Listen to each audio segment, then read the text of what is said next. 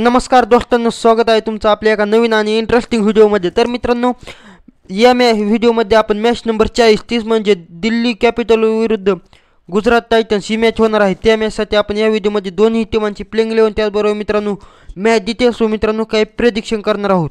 तर मित्रांनो, पहिल्यांदा आपण मॅच डिटेल्स पाहू। तर मित्रांनो, आपण जर या दोन्ही टीमांची हेड टू हेड मॅचेस बघितल्या तर मित्रांनो या दोन्ही टीमांमध्ये 3 मॅचेस झाल्या आहे व मित्रांनो या 3 मॅचेसपैकी 2 गुजरात टायटन्सने जिंकले आहे, त्याचबरोबर 1 दिल्ली कॅपिटल्सने जिंकले आहे। मित्रांनो, आपण जर या मॅच नंबर बघितला तर मित्रांनो मॅच नंबर 40 ही मॅच आहे। त्याचबरोबर मित्रांनो, आपण जर टाइम पाहिला तर मित्रांनो 7:30 वाजता ही मॅच सुरू होणार आहे।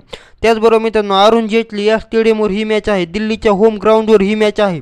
आणि त्याचबरोबर मित्रांनो, आपण जर पॉईंट्स टेबलमध्ये दोन्ही टीमांची पोझिशन पाहिली तर मित्रांनो गुजरात टायटन्स ही 8 पॉईंटसह नंबर 6 वर आहे। त्याचबरोबर मित्रांनो दिल्ली कॅपिटलचे ही 6 पॉईंट आहेत व मित्रांनो दिल्ली कॅपिटल ही नंबर 8 वर आहे। तर मित्रांनो, आता आपण या मॅचसाठी दोन्ही टीमांची प्रोबेबल प्लेइंग 11 म्हणजे संभावित प्लेइंग 11 पाहू। पहिल्यांदा आपण दिल्लीची प्रोबेबल प्लेइंग 11 पाहू।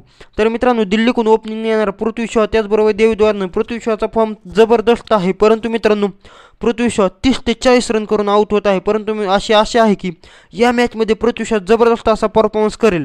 पृथ्वी शॉला थोडा हळूने खेळायला लागेल, कारण पृथ्वी शॉ पहिल्या 2-3 बॉलमध्ये 2-3 चौकी मारतो मित्रांनो, मारायच्या नादात तो लवकर आउट होतो। त्यानंतर मित्रांनो डेव्हिड वॉर्नरचा फॉर्म काही खास नाही, डेव्हिड वॉर्नर खूपच खराब फॉर्ममध्ये आहे। त्यानंतर मित्रांनो 3 नंबर येणार फ्रेझर। मित्रांनो फ्रेझरचा खूपच जबरदस्त फॉर्म आहे। मित्रांनो मागच्या मॅचमध्ये फक्त 18 बॉलमध्ये 7 रन फ्रेझरने केले होते। त्याचबरोबर मित्रांनो 4 नंबर ऋषभ पंत।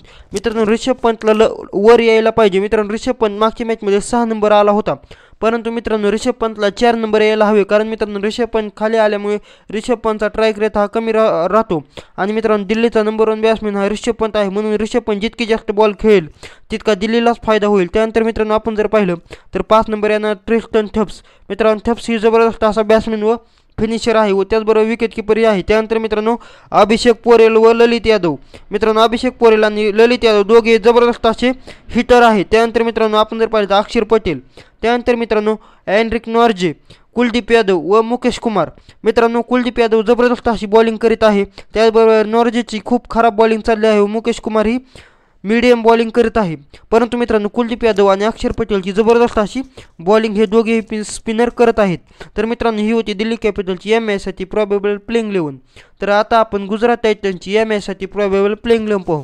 गुजरातची जर आपण प्लेइंग 11 पाहिली तर मित्रांनो गुजरातून ओपनिंगला वृद्धिमान साहा त्याचबरोबर शुभमन गिल येणार। मित्रांनो शुभमन गिल जबरदस्त अशा फॉर्ममध्ये आहे। मित्रांनो शुभमन गिलच्याच खांद्यावर या टीमची खूप मोठी जबाबदारी आहे, कारण मित्रांनो शुभमन गिल आऊट झाला की ही टीम पूर्णपणे ढासळून जाते।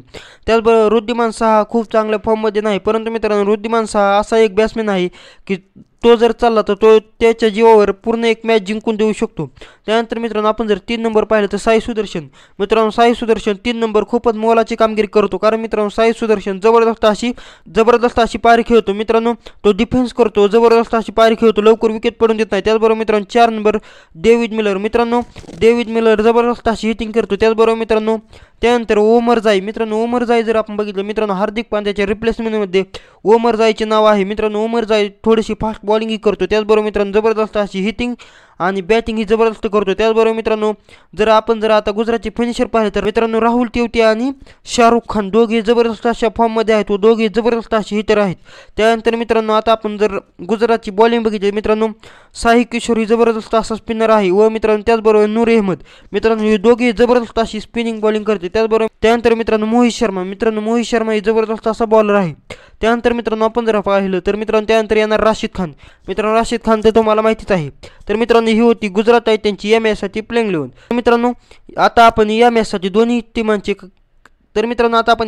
काय आपले प्रेडिक्शन करू। तर मित्रांनो माझी पहिली प्रेडिक्शन ही आहे की पृथ्वी शॉ या मॅचमध्ये 2 किंवा 2 पेक्षा जास्त 6 मारेल। त्याचबरोबर मित्रांनो माझी दुसरी प्रेडिक्शन ही आहे की कुलदीप यादव या मॅचमध्ये 2 किंवा 2 पेक्षा जास्त विकेट घेईल। त्यानंतर मित्रांनो माझी तिसरी प्रेडिक्शन ही आहे की शुभमन गिल या मॅचमध्ये 50 किंवा 50 पेक्षा जास्त रन करेल। आणि मित्रांनो माझी लास्ट आणि फायनल प्रेडिक्शन ही आहे की ही मॅच ही दिल्ली कॅपिटल जिंकेल। मित्रांनो कसा वाटला व्हिडिओ जर आवड असेल व्हिडिओला करा लाईक, आणि चॅनलवर जर तुम्ही नवीन असाल तर चॅनलला करा सबस्क्राईब, आणि सबस्क्राईब केल्यानंतर बेल आयकॉन करा विसरू नका। भेटूया पुढच्या व्हिडिओमध्ये, तोपर्यंत क्रिकेट पाहत राहणे आपलं देव पाहत राहा। Bye bye.